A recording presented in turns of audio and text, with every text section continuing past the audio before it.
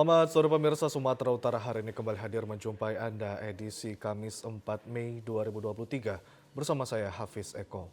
Dan saya Audranda Rolinka. Sejumlah informasi menarik telah disiapkan oleh tim redaksi kami. Berikut berita selengkapnya.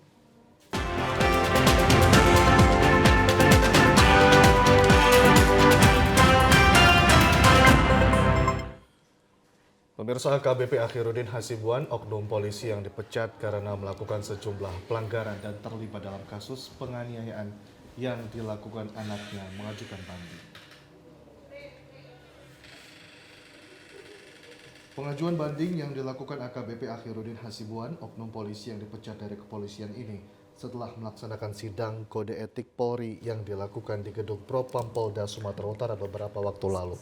Dalam hasilnya terdapat sejumlah pelanggaran yang pernah dilakukan AKBP Akhirudin selama menjadi anggota Polri.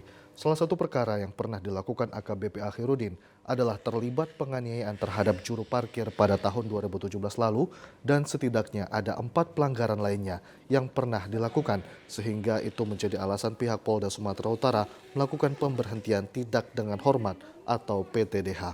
Kepala Bidang Profesi dan Pengamanan Kombes Pol Dudung mengatakan untuk banding yang diajukan AKBP Akhirudin Hasibuan, pihaknya memberikan waktu selama 14 hari, terhitung dari vonis yang sudah diberikan oleh pihak Propam Polda Sumatera Utara. Meski sudah mengajukan banding, pihaknya akan menunggu keputusan langsung apakah banding diterima dari Mabes Polri. 5 kasus tadi kan ini yang memberatkan karena sudah ada 4 kali pelanggaran disiplin dan 1 pelanggaran kode etik. Nah ini yang memberatkan kami untuk melakukan PTDH terhadap yang bersangkutan. Jadi keseluruhan yang memberatkan itu Pak terlepas daripada perkara awal ini? Iya. Terlepas itu yang sudah terjadi sebelumnya? Iya. Sudah 5 kali? Sudah 5 kali. Ditinggal berjualan ke pasar, 1 unit rumah di Jalan Selamat Pulau terbakar.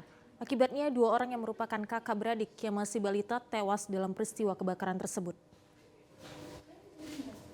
Inilah video detik-detik saat peristiwa kebakaran terjadi di sebuah rumah warga di Jalan Selamat Pulau, Kecamatan Medan Amplas pada Rabu siang. Terlihat dalam video tersebut, petugas damkar Kota Medan dibantu warga memadamkan api agar tidak menyambar ke bagian rumah lainnya. Namun warga sekitar tiba-tiba histeris saat mengetahui ada 2 orang anak pemilik rumah yang terjebak di dalamnya. Saat ditemukan, keduanya sudah dalam keadaan tewas di dalam kamar karena tak bisa menyelamatkan diri saat kebakaran terjadi.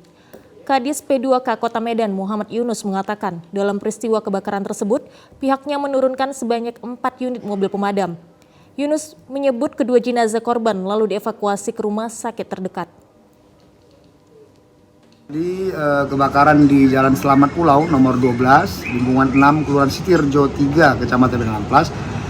Yang terbakar objeknya adalah 1 unit rumah permanen ya, dan UPT kami yang terdekat, UPT Amplas, langsung turun ke tempat kejadian kebakaran melaksanakan pemadaman.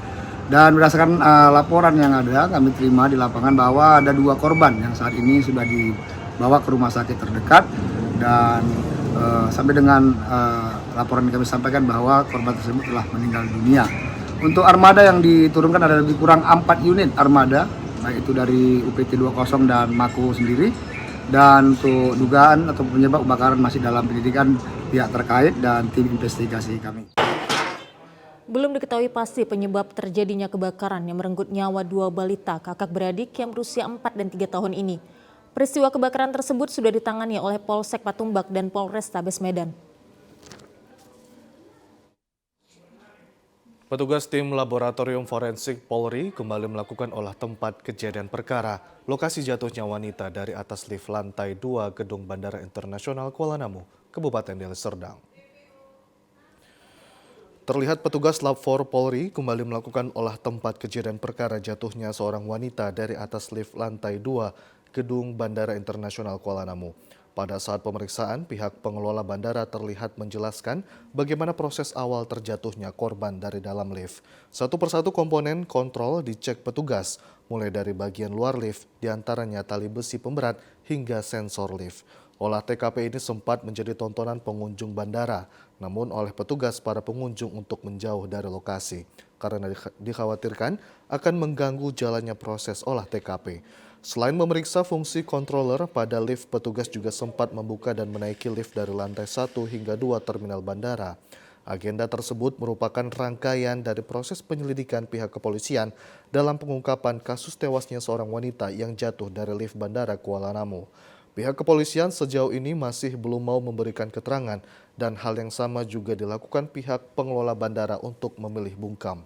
Melalui pesan singkatnya, Head of Corporate Secretary and Legal PT Angkasa Pura Aviasi, Dedi Al-Subur mengatakan pihaknya meminta maaf karena saat ini manajemen membatasi untuk pemberian keterangan secara lisan dan menjadi narasumber. Karena saat ini proses tindak lanjut dari penemuan jasad di Bandara Internasional Kuala Namu sedang diproses penyelidikan oleh pihak kepolisian sehingga hal ini akan mempengaruhi proses penyelidikan. Maka untuk sementara waktu, pihak bandara tidak memberikan keterangan dahulu sampai dengan adanya info lebih lanjut dari pihak kepolisian. 5 petugas Bandara Kuala Namu dinonaktifkan dari jabatannya pasca ditemukan mayat wanita membusuk di lorong bawah lift terminal Bandara Internasional Kuala Namu. Kelima petugas yang dinonaktifkan yakni 2 pejabat senior manajer yang membidangi fungsi operasi dan teknik, kemudian 3 petugas operation security yang membidangi CCTV operator. Hal itu disampaikan Direktur Utama PT Angkasa Pura Aviasi Ahmad Rifai melalui siaran persnya melalui Head of Corporate Secretary and Legal PT Angkasa Pura Aviasi, Dedi Al-Subur. Penonaktifan kelima personil menjadi salah satu upaya PT Angkasa Pura Aviasi sebagai bagian dari evaluasi personel dan penyempurnaan prosedur guna memenuhi aspek keselamatan, keamanan, dan pelayanan di Bandara Kuala Namu. Pihak bandara juga masih menunggu hasil pemeriksaan yang dilakukan pihak kepolisian terkait kejadian ditemukannya jasad wanita di Bandara Kuala Namu. PT Angkasa Pura Aviasi juga memohon maaf kepada masyarakat luas atas peristiwa tersebut. PT Angkasa Pura II selaku induk usaha PT Angkasa Pura Aviasi yang merupakan pemegang lisensi badan usaha bandar udara di Bandara Kuala Namu melakukan langkah-langkah yang diperlukan untuk mendukung penuh proses pemeriksaan oleh pihak berwajib. Sementara itu, Head of Corporate Secretary and Legal PT Angkasa Pura Aviasi, Dedi Al-Subur, tidak bersedia menjelaskan ketika dimintai keterangan terkait penonaktifan 5 personil petugas bandara tersebut. Melalui pesan singkatnya, Dedi Subur mengatakan, sebelumnya kami bermohon maaf, saat ini pihak manajemen membatasi untuk pemberian keterangan secara lisan dan menjadi narasumber. Karena saat ini proses penyelidikan dari penemuan jasad di dasar lift sedang dilakukan oleh pihak kepolisian. Usai melakukan pemeriksaan terhadap Kepala Kantor Otoritas Bandara, Ombudsman melanjutkan pemeriksaan terhadap PT Angkasa Pura Aviasi. Ombudsman RI Perwakilan Sumatera Utara temukan adanya maladministrasi pelayanan. Pasca melakukan peninjauan langsung Bandara Kuala Namu terkait adanya pengunjung bandara yang tewas di lift, Ombudsman RI Perwakilan Sumatera Utara melakukan pemeriksaan kepada sejumlah pihak Bandara Kuala Namu.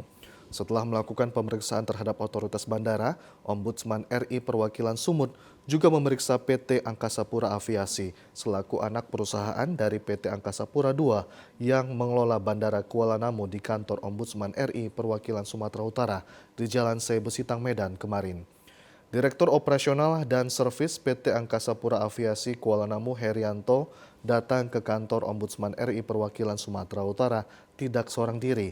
Ia datang bersama Head of Corporate Secretary and Legal PT Angkasa Pura Aviasi Dedi Al-Subur dan seorang staf bandara. Pemeriksaan yang dilakukan oleh Ombudsman RI Perwakilan Sumatera Utara kepada PT Angkasa Pura Aviasi berlangsung secara tertutup selama 3 jam lebih. Direktur Operasional dan Servis PT Angkasa Pura Aviasi Kuala Namu Herianto Wibowo usai menjalani pemeriksaan di kantor Ombudsman terlihat sangat tergesa-gesa meninggalkan kantor Ombudsman dan enggan berkomentar banyak kepada awak media. Ya, tentu adalah dari sekian proses mulai dari saya terangkan dari awal kan misalnya konstruksi lift saja menurut saya itu tidak sesuai dengan standar misalnya dalam untuk memberikan jaminan keamanan dan keselamatan bagi pengguna, bagi masyarakat pengguna layanan ya. Karena kan Undang-Undang 5 tahun 19 itu kan mewajibkan seluruh penyelenggara transportasi untuk memberi jaminan keamanan dan keselamatan kepada masyarakat pengguna layanannya. Ya kan? Itu Undang-Undang 25 tahun 19. Nah, kalau kita lihat dari kondisi fisik itu kan itu yang tidak tergambar di situ. Sementara itu, Kepala Ombudsman RI Perwakilan Sumatera Utara Abiyadi Siregar menyebutkan adanya pelanggaran Undang-Undang Nomor 25 Tahun 2009 tentang jaminan pelayanan publik, di mana pengelola penyelenggara fasilitas publik wajib memberikan jaminan keamanan dan keselamatan bagi publik yang menggunakan fasilitas tersebut.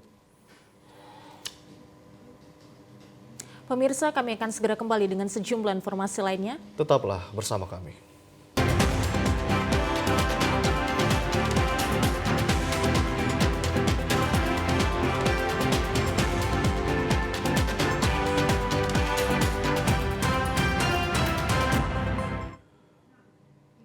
Badan Narkotika Nasional (BNN) mengoptimalkan pelayanan publik, khususnya pemberian surat keterangan bebas narkoba kepada warga yang menjadi bakal calon legislatif pemilu serentak tahun 2024. Optimalisasi layanan khusus ini mengacu pada tahapan memperoleh surat keterangan bebas narkoba mutlak harus terpenuhi, mulai dari pencatatan formulir pemohonan, selanjutnya diambil urinnya sebagai bahan pemeriksaan untuk memastikan yang bersangkutan bebas dari narkoba. Hal tersebut salah satu syarat administrasi bagi warga dan kader partai politik mendaftarkan diri menjadi bakal calon legislatif melalui penyelenggaraan pemilu. Kepala BNN Kota Gunung Sitoli, Komisaris Polisi Arifeli Zega menjelaskan sejak dibukanya pendaftaran bakal calon legislatif oleh Komisi Pemilihan Umum, sebanyak 300 orang lebih warga kader dari sejumlah partai politik di 5 kabupaten kota sekepulauan Nias mendatangi kantor BNN setempat. Dari jumlah keseluruhan itu, sejauh ini memperoleh hasil tes urin negatif, sehingga secara sah mendapatkan surat keterangan bebas narkoba. Selanjutnya, pihak BNN masih terus mendukung tahapan pemilu serentak tahun 2024, khususnya berkaitan dengan tugas pokok dan fungsi, termasuk memantau aktivitas masyarakat dan kader partai politik yang mendaftar sebagai bakal calon legislatif di KPU.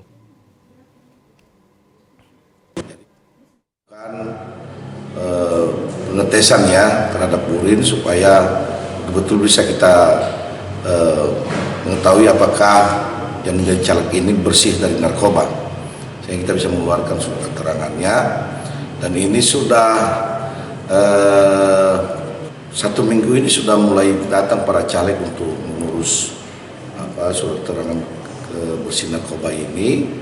Dan menurut keterangan dari KPU bahwa pendaftaran menjadi calon legislatif itu sampai tanggal 12, dan sampai sekarang ini kurang lebih 300 orang sudah mengurus surat keterangan bersih narkoba, dan sampai saat ini juga belum ada yang terindikasi positif memakai narkoba. Pihak BNN bertekad menjunjung tinggi kode etik kerja dan standar operasional prosedur Badan Narkotika Nasional dan tidak akan mentolerir jika terdapat warga dan kader partai politik yang terbukti melakukan penggunaan dan penyalahgunaan narkoba, selanjutnya diproses secara hukum. Bakal calon legislatif mulai mengurus SKCK di Polres Madinah untuk keperluan kelengkapan syarat untuk mengikuti Bacalek Pemilu tahun 2024 mendatang. Di pelayanan pengurusan surat keterangan catatan kepolisian atau SKCK di Polres Mandaling Natal mulai dipadati bakal calon legislatif atau Bacalek Pemilu tahun 2024 mendatang. Di hari ketiga ini tercatat sebanyak 50 bacalek sudah mengusulkan SKCK untuk syarat keperluan administrasi pendaftaran ke Komisi Pemilihan Umum. Banyaknya permintaan pembuatan SKCK membuat pengurusan catatan polisi ini tidak selesai dalam waktu 1 hari bagi bacalek. Karena masih ada tahap pengumpulan data di catatan kepolisian baik dari lalu lintas, narkoba, dan reskrim. Dari 3 satuan ini akan diperiksa data bacalek yang mengusulkan SKCK. Jika ada bacalek yang melakukan tindakan pidana, akan dicantumkan di kolom keterangan di SKCK. Polres Mandaling Natal akan memaksimalkan secepatnya SKCK bacalek selesai sebelum waktu pemberkasan habis. Kepala Satuan Intelkam Polres Mandaling Natal, AKP T. Romi mengatakan, dari hasil musyawarah dengan partai politik dan Komisi Pemilihan Umum Mandaling Natal, bagi bacalek yang mengurus SKCK diusulkan setiap partai masing-masing bacalek, sehingga pengurusan SKCK tidak rame-rame ke Polres Madinah. Waktu bacalek untuk melengkapi syarat pendaftaran ke KPU hanya 9 hari, terhitung dari tanggal 1 hingga 14 Mei di hari kerja. Untuk bakal caleg ini Sebenarnya kita hanya melengkapi SCCK untuk keperluan daripada pengadilan negeri untuk mengambil bacalek ini datanya tidak pernah terkait atau terkait tindak pidana. Jadi kita keperluan SCCK ini untuk melengkapi ke PN. Itu ada kolom memang harus kita cantumkan di situ tindak pidana apa yang pernah dilakukan, kemudian terlibat pelanggaran apa, itu kita cantumkan di kolom SKCK. Sementara itu pemirsa, sebanyak 15 orang anggota DPRD Labuhan Batu Utara yang diduga menerima gratifikasi serta 9 perusahaan BUMN dan swasta sudah dan sedang dalam pemeriksaan Inspektorat Kabupaten Labuhan Batu Utara secara terpisah. Sesuai surat dari Kepolisian Republik Indonesia Daerah Sumatera Utara perihal permintaan data dan informasi terkait dugaan gratifikasi yang dilakukan anggota DPRD Kabupaten Labuhan Batu Utara pada saat kunjungan kerja ke perusahaan PKS, pabrik karet, perkebunan swasta, dan BUMN. Inspektorat Labuhan Batu Utara sudah memanggil 15 orang anggota DPRD serta 9 perusahaan BUMN dan swasta terkait perjalanan dinas ke sejumlah perusahaan tersebut. Kepala Inspektorat Labuhan Batu Utara Indra Paria menjelaskan bahwa pihaknya sudah meminta keterangan kepada 15 anggota DPRD untuk mendapatkan informasi dan data perjalanan dinas pada tanggal 10 April 2023 lalu terkait dugaan menerima gratifikasi dari sejumlah perusahaan. Namun setelah dikonfirmasi ke 15 orang anggota DPRD dan 9 perusahaan menyatakan tidak menerima gratifikasi. Orang DPR itu terkait pemanggilan itu adalah bukan untuk pemeriksaan, tetapi permintaan data dan informasi terkait perjalanan dinas ke 9 perusahaan baik PTPN maupun swasta. Ya, mereka pernyataannya tidak ada menerima gratifikasi. Dari perusahaan sendiri? Dari perusahaan sendiri. Tidak memberikan? Iya, tidak ada memberikan. Kami sudah menerima tentang surat tugas perjalanan dinas mereka. Jadi kami kumpulkan dan nanti kami akan sampaikan karena berhubungan pula libur tentang lebaran ini. Ya, setelah habis lebaran ini kami akan sampaikan kepada pihak Polres tentang data itu. Namun ketika jurnalis menghubungi Kasat Reskrim Polres Labuhan Batu untuk klarifikasi tindak lanjut proses hukum dugaan gratifikasi tersebut, diakui melalui WA bahwa proses hukum ke-15 anggota DPRD tersebut masih dalam proses penyelidikan. Terkait adanya ratusan tenaga kerja asing yang bekerja di sejumlah pengerjaan konstruksi pembangkit listrik di Tapanuli Utara yang tidak terlapor, Komisi C DPRD Taput merekomendasikan penghentian sementara operasional kegiatan konstruksi. Menindaklanjuti temuan kunjungan kerja Komisi C DPRD Taput mengenai ketenaga kerjaan asing dan jaminan sosial serta ketenaga kerjaan, Komisi C DPRD Taput rekomendasikan pemberhentian sementara operasional kegiatan pembangunan waduk dan instalasi pembangkitan listrik tenaga air di Pahai, Julu. Selain itu, dalam agenda rapat dengar pendapat digelar untuk meminta keterangan dari pihak perusahaan konstruksi selaku perusahaan jasa konstruksi pembangkit listrik tenaga air milik PT Sumatera Pembangkit Mandiri yang telah dikerjakan semenjak tahun 2022 lalu. Dalam RDP yang digelar kemarin, keterangan Ketua Komisi C DPRD Taput, Antonius Tambunan, terdapat 100 lebih tenaga kerja asing yang dipekerjakan oleh sejumlah pihak perusahaan di lokasi pekerjaan tersebut. Sementara itu, dari data Dinas Tenaga Kerja Taput, status ketenaga kerjaan para tenaga kerja asing tersebut hanya sebatas lisan dan tidak didukung oleh dokumen ketenaga kerjaan. Salah seorang anggota Komisi C DPRD Taput, Mangoloi Pardede, mempertanyakan master plan pembangkit listrik tenaga air dan dalam kesepakatan RDP merekomendasikan pemberhentian sementara operasional kegiatan pembangunan waduk dan instalasi pembangkit listrik tenaga air di Pahai, Julu untuk segera ditindaklanjuti bersama instansi terkait. BPJS Kesehatan atau ketenaga kerja? Dua-dua. Berapa jumlah tenaga kerja yang masuk ke BPJS Kesehatan dan berapa BPJS ketenaga kerja? Data ini harus valid, harus ada. Oke Pak, karena tadi Ketua udah bilang akan ada next time pertemuan. Di sana sesuai kunjungan Komisi C, tidak ada kami nampak master plan. Mau jadi apa nanti wujudnya akhirnya? Tidak ada nampak ada master plan di Pahai. Pemirsa, beragam informasi menarik lainnya akan kami hadirkan sesaat lagi. Tetaplah bersama kami di Sumatera Utara hari ini.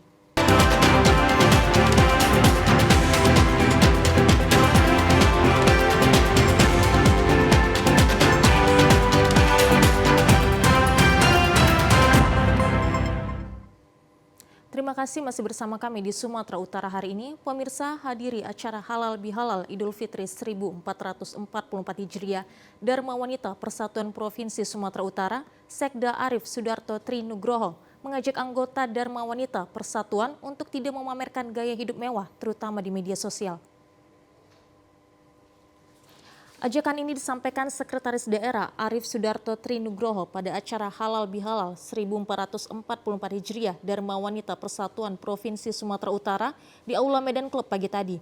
Arif mengingatkan kepada anggota Dharma Wanita Persatuan juga ASN di lingkungan Pemprov Su saat ini sedang tren dan kemudian viral di media sosial menampilkan gaya hidup mewah dan hedon atau konsumtif, terlebih pamer barang mewah di media sosial. Dijelaskan Arif untuk saat ini terutama kaum ibu-ibu untuk dapat menahan diri, apalagi saat ini kondisi ekonomi kurang menguntungkan.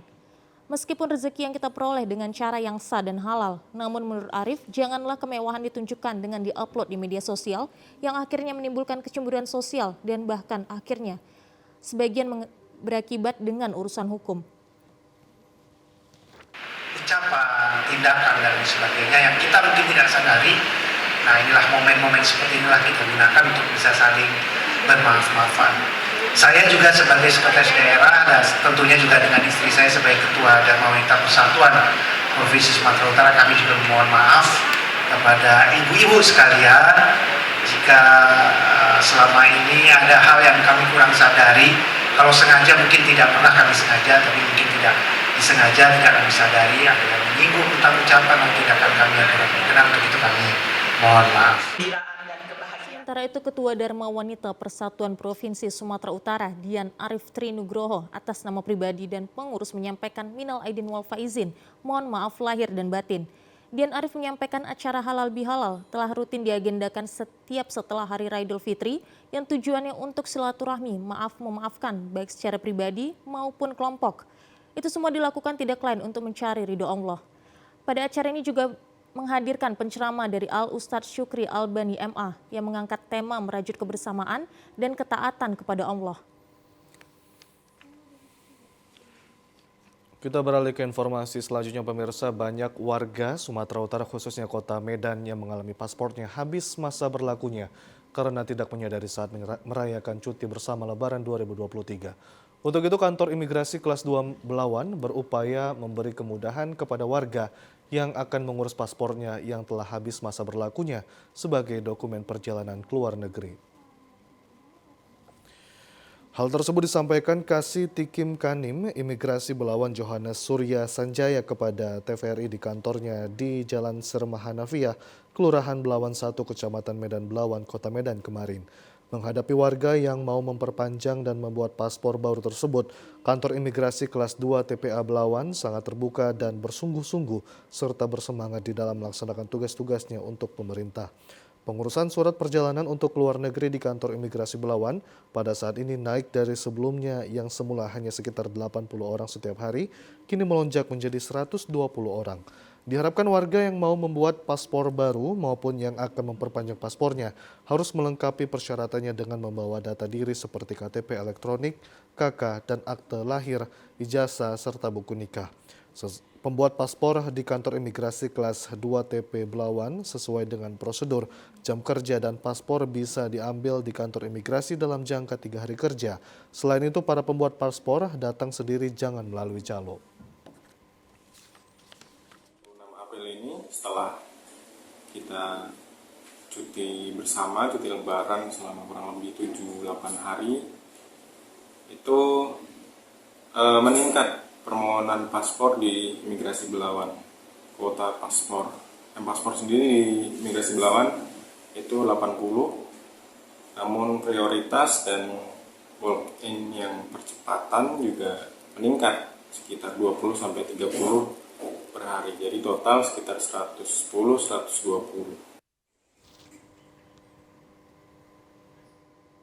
Akibat pengerukan sungai oleh para pengusaha galian C yang diduga tidak memiliki izin operasi, jalan menuju objek wisata Tangkahan longsor sepanjang 1 km lebih dan sudah terjadi sejak 5 tahun silam. Jalan menuju objek wisata internasional pemandian alam Tangkahan yang berada di Kecamatan Batang Serangan, Kabupaten Langkat, kondisinya sudah sangat memprihatinkan. Pasalnya jalan lintas ini sudah berada tepat di dinding sungai dan sudah mengalami longsor selama berulang kali. Para pengguna jalan juga harus ekstra hati-hati dan mengurangi kecepatan karena dikhawatirkan bisa langsung terperosok ke dalam sungai. Rusaknya jalan ini disebabkan oleh maraknya beroperasi pengusaha galian C atau pengerukan sungai yang diduga tidak memiliki izin operasi. Namun sayangnya aktivitas pengerukan sungai ini terkesan dibiarkan oleh pemerintahan setempat, yakni Camat Batang Serangan. Pemerintahan Kabupaten Langkat hanya sekedar memindahkan jalan yang sudah dilakukan selama 5 kali, melainkan bukan menindak dan menutup lokasi pengerukan sungai yang menjadi penyebab rusaknya jalan lintas menuju objek wisata Tangkahan. Salah seorang warga, Rudi Hartono, mengatakan jalan menuju objek wisata ini sudah dilakukan pemindahan selama 5 kali dan pemerintah terkesan hanya membuang anggaran demi mengambil keuntungan semata. Seharusnya akar permasalahan yang menjadi penyebab longsornya dinding sungai yang harus diselesaikan. Kondisinya seperti ini sudah sangat lama, sudah bola-balik berpindah akibat adanya pengerukan batu yang ada di sepanjang Sungai Batang Serangan ini, yang dilakukan oleh pengusaha-pengusaha batu yang diduga pun tidak memiliki izin. Dari jalan yang di depan kita ini, dulu di tengah sungai sana, itu kan ada jalan yang aspal lempang, itu sudah ada 5 kali pindah, dengan yang sekarang ini sudah 6. Jadi sebenarnya kalau dihitung-hitung, ya sebenarnya kerugian pemerintah ini untuk pindah-pindahkan jalan itu sudah cukup banyak dibandingkan dia harus menutup galian. Warga berharap agar pemerintah Kabupaten Langkat bisa lebih bijaksana dan transparan dalam hal perbaikan infrastruktur sehingga masyarakat tidak menjadi korban. Sementara itu pemirsa, dalam memperebutkan Piala Bupati Tapanuli Utara dengan total hadiah 100 juta rupiah. Mulai hari ini panitia kejuaraan karate antar dojo se-Tapanuli Raya membuka pendaftaran serta medical check bagi para peserta. Selain itu sejumlah peserta dari berbagai kabupaten kini mulai berdatangan. Kejuaraan akan diikuti sekitar 700 atlet karateka se-Tapanuli Raya dari 14 kabupaten yang direncanakan pertandingan kejuaraan karate antar dojo se-Tapanuli Raya akan dibuka resmi oleh Bupati Taput. Seperti halnya pada pagi tadi di Gedung Nasional Tarutung, sejumlah peserta dari berbagai kabupaten yang akan ikut bertanding sudah mulai mendaftarkan diri kepada panitia. Para peserta yang mengikuti kejuaraan ini diikuti atlet karateka yang bernaung di bawah Forky seperti sekawasan Tapanuli Utara. Kejuaraan karate tahun ini juga diikuti oleh 11 perguruan yang ada di Tapanuli Utara seperti dari Wadokai Tako Siroite, Gokasi, dan perguruan lain. Salah seorang peserta dari SMA Plus Matauli, Widi Putri, mengatakan sebanyak 8 orang atlet karateka dari SMA Plus Matauli mengikuti perlombaan ini yang telah mempersiapkan diri untuk ikut bertanding. Persiapan kami selama ini, kami latihan terus-menerus di dojo kami sendiri, yaitu di SMA Negeri 1 Matauli Pandan. Dan juga harapan kami ke depannya semoga pertandingan seperti ini banyak digelar dimanapun dan bisa juga kapanpun supaya dapat mengembangkan prestasi anak-anak karate. Ketua Panitia Dedi Pane mengatakan pertandingan akan digelar selama 3 hari mulai dari tanggal 5 hingga tanggal 7 Mei. Sejumlah persiapan telah rampung termasuk tim juri nasional dan sarana-prasarana pendukung lain selama pertandingan digelar. Selain dibuka langsung oleh Bupati Taput Niksonda Baban, juga pengurus Forky dari Medan serta sejumlah kepala daerah sekawasan Danau Toba turut hadir dalam pembukaan dan menyaksikan pertandingan di hari pertama. Persiapan sudah hampir 90%. Ini kegiatan berlangsung selama 3 hari dan langsung dibuka oleh Bapak Bupati Utara. Harapan kita dengan adanya kegiatan ini memacu motivasi serta prestasi atlet karate di Tapanuli Raya secara khusus Tapanuli Utara. Pemirsa, berikut informasi perakiraan cuaca di sejumlah daerah di Sumatera Utara dari Badan Meteorologi, Klimatologi, dan Geofisika wilayah 1 Medan untuk Jumat 5 Mei 2023. Halo Sobat BMKG, saya Aro, Prakirawan Balai Besar MKG wilayah 1 Medan, akan menyampaikan informasi perakiraan cuaca Jumat 5 Mei 2023. Untuk pagi hari, berawan di wilayah Sumatera Utara, siang hingga sore hari berawan dan berpeluang hujan ringan hingga hujan guntur di wilayah Sumatera Utara, dengan potensi hujan guntur terjadi di wilayah Langkat, Deli Serdang, Binjai, Simalungun, dan sekitarnya. Untuk malam hari, berawan dan berpeluang hujan ringan hingga hujan lebat di wilayah Sumatera Utara, dengan potensi hujan sedang hingga lebat terjadi di wilayah Langkat, Deli Serdang, Binjai, Simalungun, Serdang Bedagai, Pematang Siantar, Medan, dan sekitarnya. Untuk dini hari, berawan banyak di Sumatera Utara dengan suhu udara 17 hingga 34 derajat Celcius, dengan kelembapan udara 60 hingga 95%, dengan angin bertiup dari barat laut hingga timur laut dengan kecepatan 10 hingga 30 km per jam. Hotspot atau titik panas di wilayah Sumatera Utara pertanggal 3 Mei 2023 tidak ada. Dihimbau kepada masyarakat di wilayah Sumatera Utara untuk tetap waspada potensi hujan lebat, disertai petir di pegunungan dan lereng timur Sumatera Utara. Demikian perakiraan cuaca Jumat 5 Mei 2023. Terima kasih dan sampai jumpa.